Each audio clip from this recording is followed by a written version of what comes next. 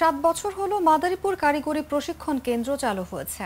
এ সময় এখান থেকে বহু যুবক প্রশিক্ষণ নিয়ে বিদেশ গেছেন, হয়েছেন স্বাবলম্বী, নিজেকে দক্ষ করেছেন। অথচ এই প্রশিক্ষণ কেন্দ্রে এখনো চলছে লোকবল সংকট। 43টি পদের মধ্যে 39টিই খালি।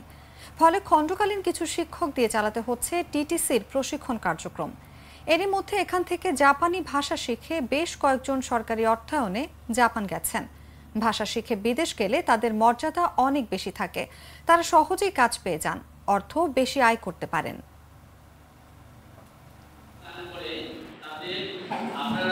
আমি কোর্সটি করতেছি, এর দ্বারা আমি ভবিষ্যতে একটা সার্টিফিকেট অর্জন করে আমি ইউরোপ কান্ট্রিতে কোনো একটা চাকরির জন্য যেতে চাই। এই মাদারীপুর কর্মসংস্থান এই জায়গায় আসছি ট্রেনিং নেওয়ার জন্য।